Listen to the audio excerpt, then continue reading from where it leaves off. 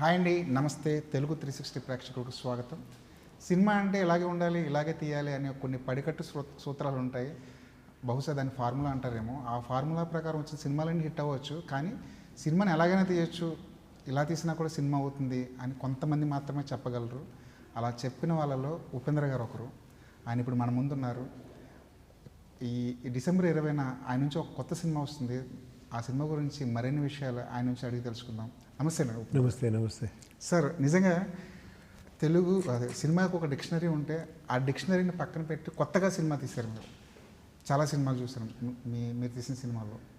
సినిమాకి మీరు ఇచ్చే డెఫినేషన్ ఏంటి? అయ్యయ్యో, సినిమాని డిక్షనరీగా అలా చెప్పకపోదు. నేను అదే ఫిలిం యూస్ చేస్తాను, నేను అదే టెక్నాలజీ యూస్ చేస్తాను, నేను షూటింగే చేస్తాను, నేను మేకప్ చేస్తాను, అన్నీ అదే చేస్తాను. దాంట్లో ఏముంది, చాలామంది చాలా రకంగా వెరైటీ సినిమా చేశారు ఇక్కడ. ఏంటి, నేను నా స్టైల్లో ఒకటి చేస్తాను. మీదేమో గొప్పతనం అలా మీరు చెప్తున్నారు నాకు. అదే ఏ అంటారు, ఉపేంద్ర అని మీ సినిమా మీ పేరే పెట్టుకుంటారు. రా అని ఒక సింగిల్ వర్డ్లో ఒక సినిమా చెప్తారు. ఇప్పుడు యూఐ ఒకటి. ఈ కొత్త థాట్ ప్రాసెస్ అన్నది ఎప్పటి నుంచి మీలో డెవలప్ అయిందండి? ఎప్పటి నుంచి అంటే సినిమాల్లోకి రాకముందు నుంచి ఒక ప్రాసెస్ ఉంటుంది కదా? లేదు, let me start from my beginning. Actually ఏమంటే, ఇప్పుడు నేను ఫర్ ఎగ్జాంపుల్ ఇప్పుడు నేను ఇది ఎలా చెప్పాలంటే, ఇప్పుడు ఈ జనరేషన్లో చెప్తాను. ఇప్పుడు ఉండే నేను జెన్ ఏమో చెప్తారు కదా, అలా. ఇప్పుడు నేను ఒక యంగ్ కుర్రోడ్ని, ఒక 20-25 ఇయర్స్. నేను కాలేజ్ ఫినిష్ అయింది. నాకేమో చేయాలని ఉంది, నేను ఫిలిం చేయాలని ఉంది. నేను చెప్పేది, నేను ఎప్పుడూ ఏం చెప్పేదంటే, నేను అందరికీ ఈవెన్ నా చిల్డ్రన్స్కి చెప్తున్నాను, అందరికీ చెప్తున్నాను. ఏమారా చేయాలంటే మీకు ది బెస్ట్ టైం అంటే ఇప్పుడే, ఈ క్షణం. నువ్వు రేపు చేస్తానంటే అది వేస్ట్. అది ఇప్పుడు డైరెక్ట్ చేయాలా? మీ ఫోన్ ఉంది, కెమెరా ఉంది, రోడ్లో వెళ్తూ ఉంటే చాలా సబ్జెక్ట్ దొరుకుతుంది. వెతికితే if you want you can do subject on auto, you can do subject on ఏదో ఒక you get 101 ideas. Actually start. If you want to direct do it. Short తీ, ఎడిటింగ్ అక్కడే ఉంది, నేర్చుకో, ఎడిటింగ్ చెయ్యి. మ్యూజిక్ అక్కడే దొరుకుతుంది, చెయ్యి. థియేటర్ అక్కడే ఉంది, యూట్యూబ్ అయ్యి ఫినిష్. కరెక్ట్ కదా? అవును. ఇప్పుడు so many people they say I want to act. Camera పెట్టుకో, యాక్ట్ చెయ్యి, రీల్స్లో ఇక్కడ వేయి. మీరు ఎక్స్ట్రా అంటే ఎవరో పిలుస్తారు. అవును. లేదంటే if you feel that you are happy. అదే మనకి ఏమంటే కన్ఫ్యూజన్ అంటే, నేను యాక్టర్ అవ్వాలి అంటే, నేను యాక్టర్ అవ్వాలి అనేది కాదు. నేను యాక్టర్ అవ్వాలి, నేను స్టార్ అవ్వాలి, నేను ఒక రేంజ్ రోవర్ తీసుకోవాలి, నేను ఒక ఇచ్చి అది నాకు సాటిస్ఫాక్షన్ అని ఇక్కడి నుంచి స్ట్రగల్ అవుతుంది. అప్పుడు లైఫ్ లాంగ్ స్ట్రగలే ఉంటుంది. అవును. Then you are not enjoying your acting. You are doing acting, you are struggling for some other enjoyment. అంతే కదా? ఇప్పుడు నాకు ఒక ఆపర్చునిటీ ఆ టైంలో వచ్చిన టైంలో నేను ఒక 9 lakhsలో ఒక ఫిలం తీయాలి అని. నేను 9 lakhsలో ఎందుకు చేయకూడదు? ఓకే, 20 days, 20 daysలో ఏం చేయొచ్చు? ఇంతే సబ్జెక్ట్ ఉంది, ఇది ఎంత స్పీడ్గా చేయొచ్చు, ఎంత. నాకు దొరికిన ఆపర్చునిటీ నేను వావ్ అని తీసుకున్నాను. It is like if you start your life from zero, everything is plus point for you. అంతే. మళ్ళీ వెళ్తే జీరోకి వెళ్తాం. కాదు, ఇప్పుడు నా స్టార్టింగ్ ఎలా ఉంది అంటే, నాకు ఎవరైనా ఒక వర్క్ ఇస్తేనే నాకు అంత హ్యాపీ. అవునా? వర్క్ ఇచ్చి ఏమైనా నేను ఒక సాంగ్ రాస్తాను అనుకోండి, ఆ సాంగ్ వాళ్ళు చూసేస్తే నాకు ఇంకా హ్యాపీ. ఏంట్రా నా సాంగ్ చూసేశారు అని. చూసి దీన్ని ఫిలంలో తీసుకుంటానంటే ఇంకా హ్యాపీ. నేను ఫిలంలో తీసుకుంటాను. తర్వాత ఏమైనా డబ్బు ఇస్తే అది ఎక్స్ట్రా బోనస్. ఇప్పుడు నేను డబ్బు కోసమే రాశాను అనుకోండి, అప్పుడు ఏమంటే వాళ్ళు తీసుకున్నారు, అది నాకు హ్యాపీనెస్ ఉండదు. వాళ్ళు ఇచ్చారు 1000 ఇస్తే, ఏంట్రా 1000 ఇచ్చారు, నేను నా సాంగు ఎక్కడ హ్యాపీనెస్ ఉంది? అవును. Because we always postpone our happiness. అవును. So better to prepone, better to do this. Actually like that actually I started. Actually because I thought actually నాకు పెద్ద స్టార్ లేదు, పెద్ద బడ్జెట్ లేదు. ఓకే, నా దగ్గర ఫిలిం చేస్తూ ఉన్నాను, నేను పోస్టర్లో ఏమో చేస్తాను, ఒక టైటిల్లో ఏమో చేస్తాను. అవును. ఇలా ఎప్పుడు ఎక్కడ ఏమీ లేకుండా అక్కడ వస్తుంది కదా, అదే నా క్రియేటివిటీ అని యాక్చువల్లీ. ఇండస్ట్రీకి వచ్చేటప్పుడు ఏమైనా గోల్స్ ఉండేవన్నా, కార్లు కొనాలి, బిల్డింగ్లు కొనాలి, అలాంటి గోల్స్? లేదు, నేను ఇలాగే స్టార్ట్ అయింది నాకు. కాలేజీలో చదువుతూ ఉండే టైంలో వెళ్ళాను, అక్కడ రాశాను, ఎంజాయ్ చేస్తూ ఉన్నాను నేను కాలేజీలో. ఎవరో చెప్పారు, ఎవరినైనా డైరెక్టర్ మీట్ చేయని. నేను తీసుకుపోయి ఎవరికో ఇచ్చాను, వాళ్ళు పిలిచారు, కాశీనాథ్ గారు పిలిచారు, అక్కడ వర్క్ స్టార్ట్ చేశాను. అక్కడ నాకు హ్యాపీనెస్ అంటే, నేను కాలేజ్ చదువుతూ ఉన్నాను, నాకు 3 to 3 వరకు కాలేజ్ ఉంది, 3 to 7, 8, 9 o'clock వరకు నాకు పని ఉంది ఒకటి. హే, ఐఎమ్ సో లక్కీ అని. అవును. అలా అంటే సినిమా అంటే ఇలా ఉండాలి, స్క్రీన్ ప్లే అంటే ఇలా ఉండాలని కొన్ని బుక్స్ ఉన్నాయి మనకి. ఆ ఫార్ములా సెట్స్కి వచ్చేటప్పటికి పనికొస్తుంది అంటారా, పనికిరాదంటారా? అది నాకు తెలియదు, నేను అది చదువులేదు. డెఫినెట్గా అవ్వచ్చు, ఏమంటే రీసెర్చ్ చేస్తారు దానికి ఒక ఇది. బట్ ఏంటో నేను ఒక గట్ ఫీలింగ్లో వెళ్తాను అంతే, తెలియదు అది. ఉపేంద్ర గారి కథలన్నీ అహెడ్ ఉంటాయి, అంటే ఓ 20 ఏళ్ళ తర్వాత చెప్పాల్సిన కథలు కూడా ఈవేళ చెప్పేస్తుంటారు మీరు. దానికి కారణం ఏంటి? లేదు, అది నేను అన్నీ అలా చేయలేదు. ఈవెన్ సూపర్లో కూడా ఒక్క సీక్వెన్సే వస్తుంది, అది ఓపెనింగ్ అండ్ ఎండింగ్ వస్తుంది అంతే. ఓవరాల్ ఫిలిం ఫుల్ ఫ్యూచరిస్టిక్ కాదు. అవును. ఈ ఫిలింలోనూ అలాగే ఒక్క సీన్ వస్తుంది, వేరేనే ఉంటుంది ఈ ఫిలింలో. ఇది కొంచెం వేరే ఒక ఎక్స్పెరిమెంట్ లాగా మెటఫరిక్గా ట్రై చేశాను చెప్పేదానికి. చాలా మెటఫర్స్ ఉంటుంది, ఒక లొకేషన్లో ఒక సబ్జెక్ట్ ఉంటుంది, ఆ లొకేషన్లో ఉండే ఆర్టిస్ట్ ఏం కాస్ట్యూమ్ వేసుకుంటారో దాంట్లో ఒక ఇది ఉంటుంది, ఎందుకు ఇలా చూపిస్తారు ఇతన్ని అంటే దానికి ఒక హిడెన్ మీనింగ్ ఉంటుంది. సో అలా కొంచెం ఇది చేశాను అంతే. బట్ మీరు యూజువల్గా చూస్తేనే ఒక స్టోరీ ఉంటుంది, కమర్షియల్ ఒక ఇది ఉంటుంది, యాక్షన్ గిక్షన్ అన్నీ ఉంటుంది. బట్ మీరు అది డిగ్ చేస్తే ఇంకా విషయం వస్తుంది అంతే. అలా సార్, కమర్షియల్ సినిమాలో ఈ మెటాఫర్ అర్థం చేసుకోవడం చాలా కష్టం కదా. ఒక కమర్షియల్ సినిమాలో ఇది మ్యాచ్ అవుద్దా ఈ మెటాఫర్ అనేది? లేదు, అది మీకు నాకేమో నేను అది ఎందుకు అలా తీసుకున్నానంటే, ఫస్ట్ నేను ఒక ఫిలిం చూస్తే నాకు ఎలా అనిపిస్తుంది అని నేను ఫస్ట్ చూస్తాను, నేను ఆడియన్స్గా. అకార్డింగ్ టు మీ ఆడియన్స్ ఎప్పుడు పైన ఉంటారో అని. మీరు ఎంత పెద్ద డైరెక్టర్, ఎంత ఎక్స్ట్రా రీసెర్చ్ చేసి ఫిలిం చేస్తున్నారో, వాళ్ళు వచ్చి అలా కూర్చొని 1 day వచ్చి చెప్పేస్తారు 1 showలో. అవును, అంతేరా అని. అప్పుడు ఎవరు గ్రేట్? ఆడియనే గ్రేట్. అప్పుడు అంత గ్రేట్ ఆడియన్స్కి మనం ఎందుకు భయపడాలి? ఎంఆర్ఐ చేస్తే 100% అర్థం చేసుకుంటారు. ఆ కాన్ఫిడెన్స్ నాకు ఇప్పుడు ఏ ఫిలిం అర్థం చేసుకున్నారంటే ఆ టైంలో 25 years బ్యాక్ నాకు ఆ ఇది ఉంది, ఆ కాన్ఫిడెన్స్ ఉంది, డెఫినెట్గా అవుతుంది. మనము అండర్ ఎస్టిమేట్ చేస్తున్నాం వాళ్ళని. So I thought actually we have to give some space for them to think. మీరు ఏమి చెప్పకుండా, ఇప్పుడు సొసైటీనో అలాగే ఉంది, నేను చెప్తాను నువ్వు విను అంతే, నువ్వు మాట్లాడొద్దు అని నేను సేఫ్గా ఉంటాను నేను. But I take that actually this thing to give some space. You talk about this title, you talk about this, decode చేయండి. అలా ఒక వన్ స్టైల్ ఆఫ్ ఇది. అది అంటే కథ రాసినప్పుడు ఈ సీను ఆడియన్కి అర్థమవుతుందా లేదా అన్న కన్ఫ్యూజన్ రైటర్కి ఉంటుంది. అర్థం కాదేమో, మరీ హెడ్ తీసేస్తున్నామేమో అన్న కన్ఫ్యూజన్ స్టేజ్. అలా కన్ఫ్యూజన్ ఉంటే నేను ఎలా చేస్తాను ఫిల్మ్? అదే అంటున్నా, దాన్ని దాటుకుని ఎలా వస్తుంటారు? క్లారిటీ కోసం ఏమేమో చేస్తాను అక్కడ. అది కన్ఫ్యూజ్ అవ్వకూడదు అని చాలా కన్విన్స్ చేసేదానికి నేను చాలా వర్క్ చేస్తాను. కొన్నిసారి డైలాగ్లో చెప్తాను, కొన్నిసారి సబ్ టైటిల్ వేస్తాను, ఆ వర్క్ ఉంటుంది అది.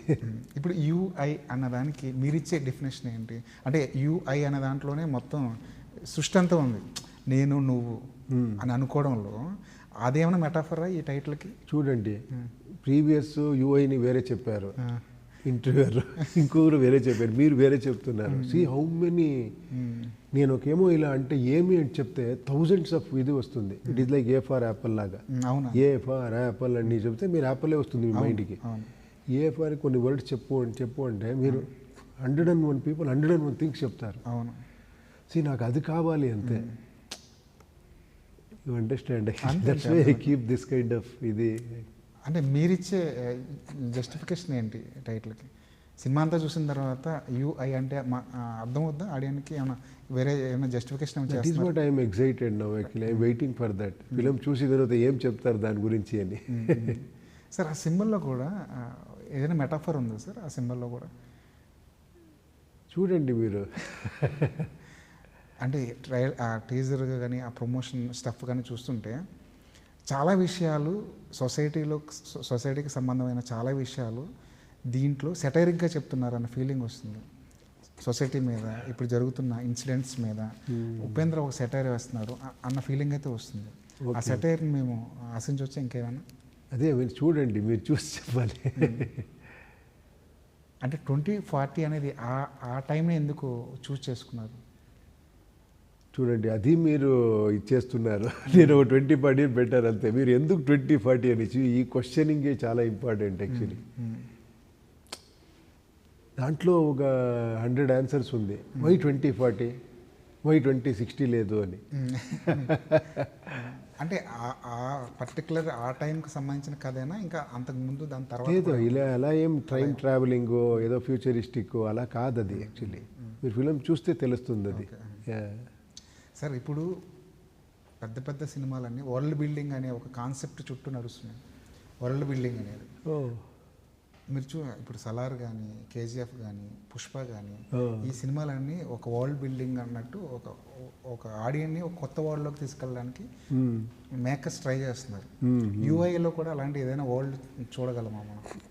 ఇది కొత్త వరల్డ్ కాదు, దీంట్లో ఉండే వరల్డ్ని కొత్త రకంగా చూపించింది ఇది.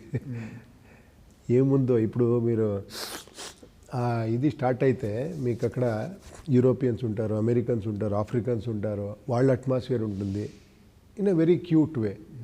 The whole world in one place. Artists, attire, dresses అన్నీ అలా ఉంటుంది. దాంట్లో ఇండియన్స్ ఉంటారు, అందరూ ఉంటారు. అలా ఒక వరల్డ్ ఇది.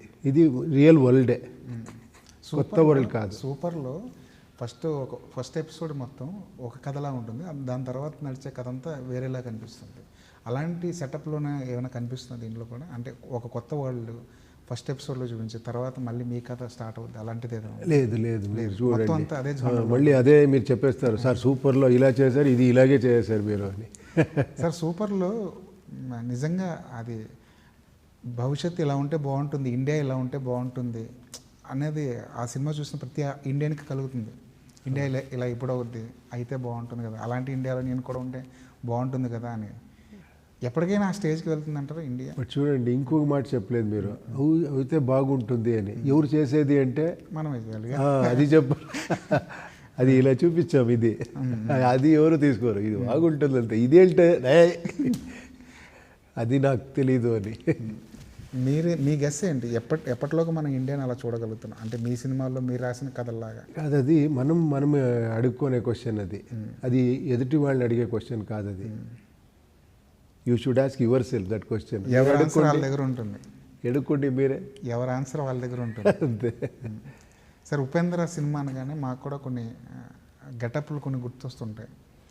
ఇప్పటివరకు చూడని, ఇప్పటివరకు ఏ హీరో కనిపించిన కొత్త అవతార్లు ఉపేంద్ర కనిపిస్తాడు అని థియేటర్కి వెళ్ళి ప్రతి ఆడియన్ ఒక ఎక్స్పెక్టేషన్స్తో వెళ్తారు కదా, అలాంటివి ఈ సినిమాలో ఏమున్నాయి? లేదు, అందుకని నేను ఫిలిం చేయను మళ్ళీ.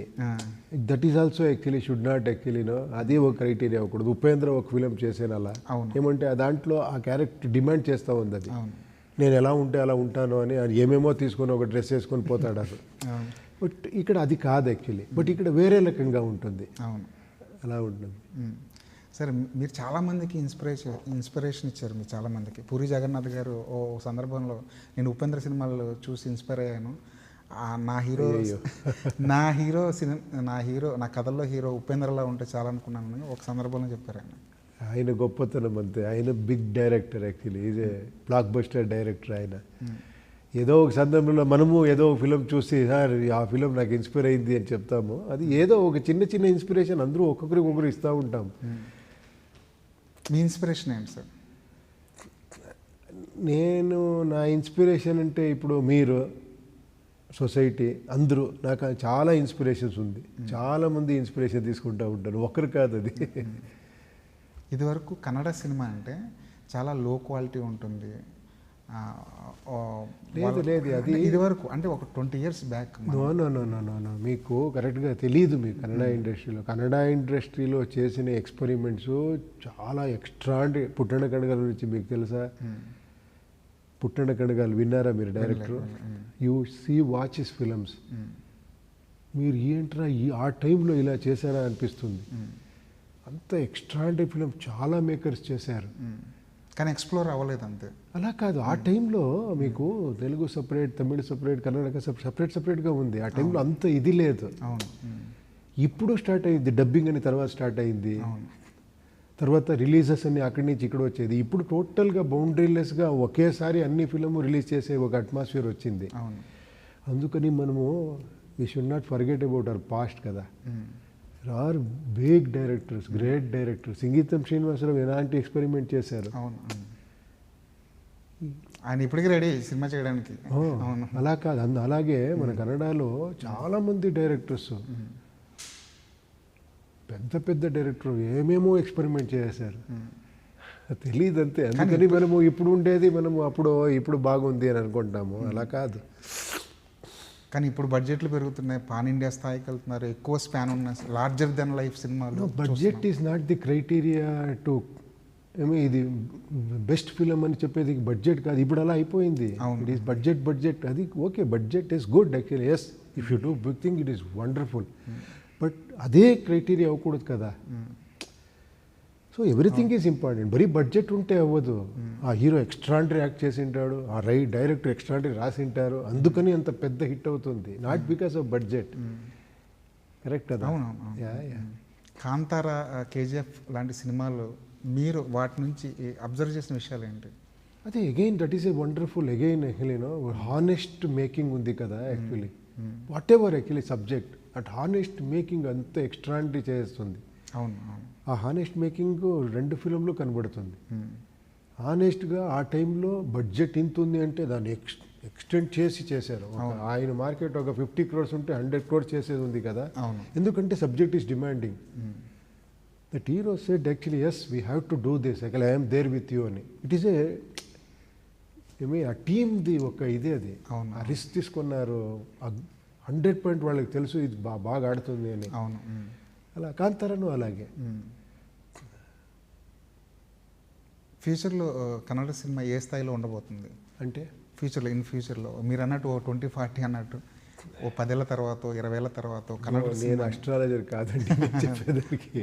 అంటే సినిమా ఆ ఇండస్ట్రీలో ఉన్నారు కదా ఇంతకాలం, ఆ సినిమాలో ఉన్న ఎప్పుడు ఇండస్ట్రీలో కొత్త ఐడియాస్, కొత్త వాళ్ళు వస్తూ ఉంటారు. ఇప్పుడు రిషబ్ శెట్టి గారు చూస్తే నేను ఆయన అన్ని ఫిల్మ్స్ చూశాను నేను. ఒక 3 films ఏమో చేశారు. 3 films ఎక్స్ట్రాడినరీ ఫిల్మ్స్. ఆ గ్రిప్ ఉంది. చూసి ఏంట్రా ఇంత బ్యూటిఫుల్గా చేస్తారు అని. వస్తారు ఇంకా ఫ్యూచర్లో చాలామంది ఉన్నారు. We don't know actually. అది అవుతూనే ఉంటుంది కదా అన్ని ఇండస్ట్రీలో కూడా. అవును. మిమ్మల్ని మరిన్ని తెలుగు సినిమాల్లో చూడాలని ఉంది మా అందరికీ. వస్తున్నాను ఇప్పుడు చూడండి. ఇది తెలుగు సినిమాగానే చూడమంటారు మమ్మల్ని? ఇది తెలుగు సినిమానే. Telugu cinema. Right sir Upender గారు, థ్యాంక్ యూ వెరీ మచ్. ఈ సినిమా పెద్ద హిట్ అవ్వాలని కోరుకుంటున్నాం. Thank you. All the best. Thank you sir. Thank you very much.